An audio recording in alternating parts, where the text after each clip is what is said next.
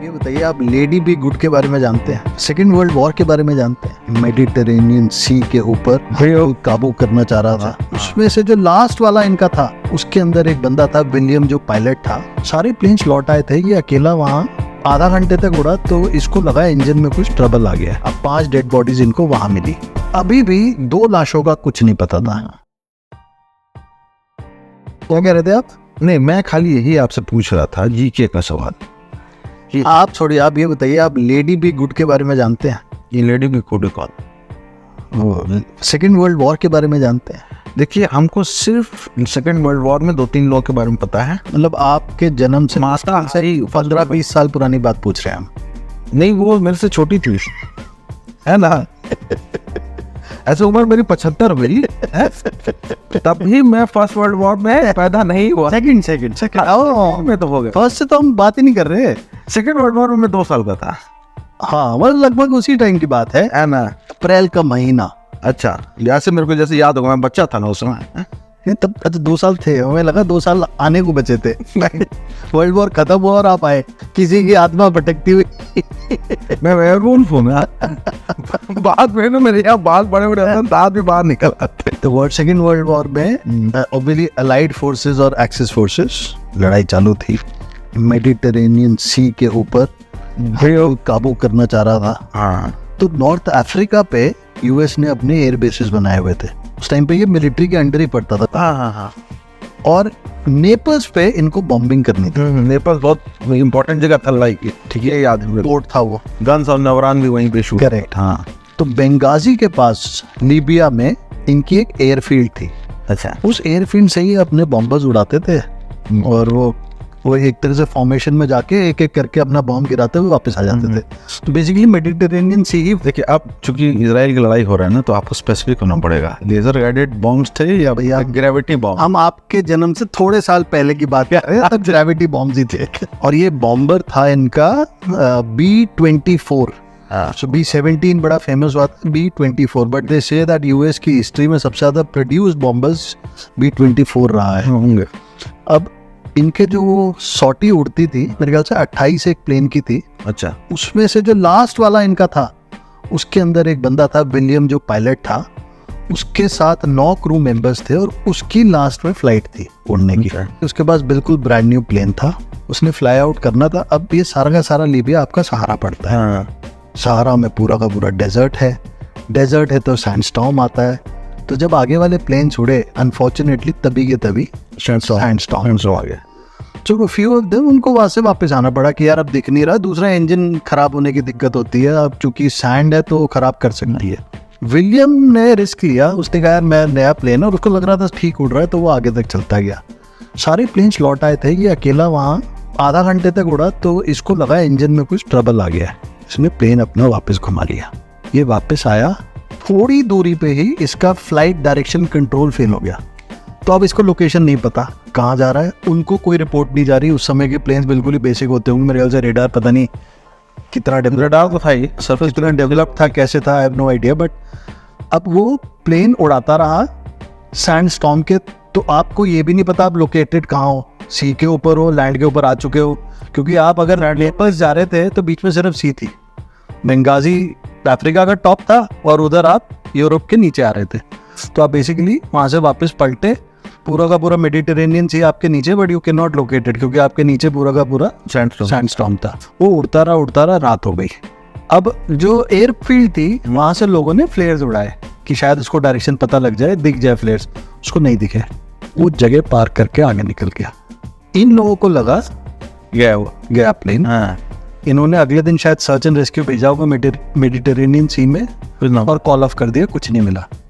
उसके करीबन 12 साल बाद, 1958 के आसपास, रादर 15 साल बाद प्लेन वापस आ गया वो। नहीं, तो एक्सप्लोरेशन गल्फ में ऑयल का एक्सप्लोरेशन बड़ा चल रहा था, जियोलॉजिस्ट बड़े सारे घूम रहे थे। तो ब्रिटिश जियोलॉजिस्ट उस एरिया में फ्लाई कर रहे थे।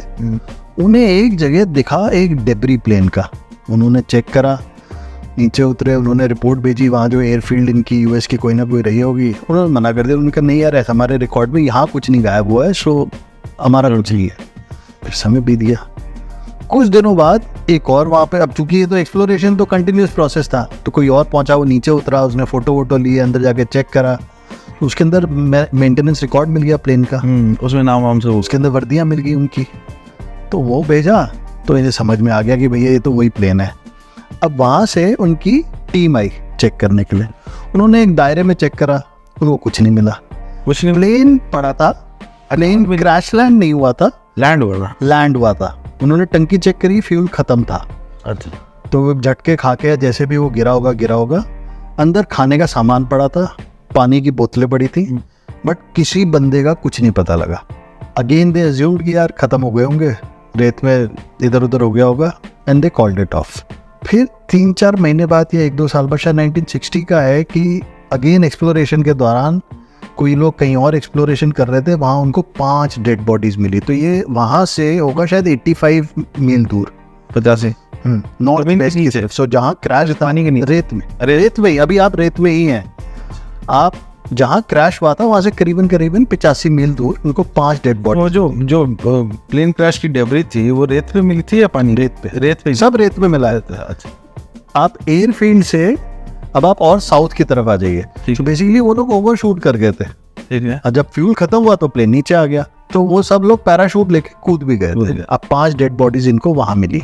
उन 5 डेड बॉडीज के अलावा इनको एक बंदे की डायरी मिली, उसके अंदर वो 4 अप्रैल से लेकर 9 अप्रैल तक की एंट्रीज मिली, जहां they could piece it together कि क्या क्या हुआ इनके साथ। तो उसमें एंट्री में उस बंदे का नाम था शायद रॉबर्ट, तो विलियम जो पायलट था, रॉबर्ट शायद इसका को पायलट था। अब वो को पायलट की एंट्री में मिला कि 4 तारीख को ये ओवरशूट कर गए, इनको कुछ नहीं पता लगा, तो सारे के सारे कूदे। जहाँ ये कूदे वहाँ 8 तो इकट्ठे आ गए, एक बंदे का नहीं पता लगा, वो आया नहीं। इन्होंने कहा रात के 2 बज रहे थे, तो इन्होंने सुबह देखेंगे, सुबह थोड़ा बहुत सर्च करा, नहीं मिला, तो शायद विलियम ने डिसाइड करा अपन नॉर्थ वेस्ट की तरफ चलते हैं। तो उसके दिमाग में रहा होगा कि हम शायद ओवरशूट ही कर गए होंगे, क्योंकि रेगिस्तान में प्रॉपर में पहुंच गए हैं, कोई वेजिटेशन नहीं, कोई छुपने की जगह नहीं, कुछ नहीं। ये लोग चलना चालू हुए, इन्होंने इनके बैग में थोड़े बहुत शायद इक्का दुक्का कपड़े ले रखे होंगे, थोड़ा बहुत खाने का सामान, और आधा कैंटर शायद पानी का ले रखा था। अब ये 9 लोग के हिसाब से सिर्फ आधा कैंटर पानी। अब बचे थे 8 में से 5 की डेड बॉडीज वहाँ मिल गई। उसके बाद एंट्री आई, उसके अंदर था कि हम लोग रात भर चले, तो अगले दिन सुबह यानी कि 5 तारीख को हवा थोड़ी सी चल रही थी, तो प्लेजेंट था वेदर कि ये लोग चल पाए। बट उसी दिन रात को 5 की रात को इतना ठंडा पड़ा कि भैया अब इनसे नहीं रहा। सब आप ये लगा लीजिए कि इन्होंने डिसाइड करा कि भैया रात को चलेंगे, दिन में नहीं चल पाएंगे। ठीक है, रात को लोग ठीक है, रात को थोड़ा चलते, और अपना सुबह इन्होंने 11:30 साढ़े 11 के आसपास रेस्ट कर लिया। वो रेगिस्तान, वो भी सहारा, तो 50 डिग्री के ऊपर तो नॉर्मल है। जी, रेस्टेड, और शाम को 5 बजे फिर इन्होंने चलना चालू करा। अब ये 5 लोग जहाँ तक भी पहुँच पाए, वहाँ इन 5 ने अपना गिव अप कर दिया। जो बचे हुए थे 3, उन 3 ने डिसाइड करा और कि हम आगे चलेंगे। तो 5 के अंदर विलियम और रॉबर्ट दोनों के दोनों वहीं खत्म हो गए थे। बाकी 3 का फिर कुछ नहीं पता लगा।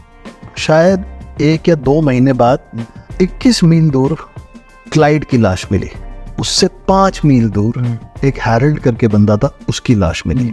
अभी भी 2 लाशों का कुछ नहीं पता था। मैं नाम बोल रहा हूँ उनके, कोई आइडिया नहीं था।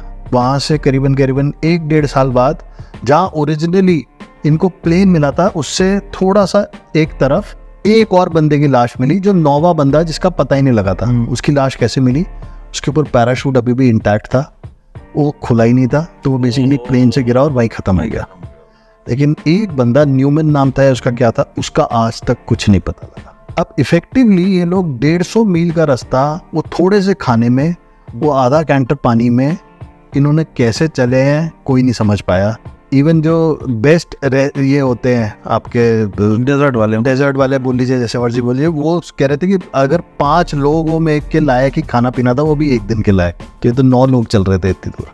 तो कैसे खत्म चल, मुझे उसका कोई आइडिया नहीं मिला, कुछ नहीं मिला। बट एटलीस्ट एक आदमी आज तक नहीं मिला, एक आदमी तो नहीं मिला। ये आपकी 1943 की वॉर स्टोरी है, वर्ल्ड वॉर 2 आपके समय की, है ना। हम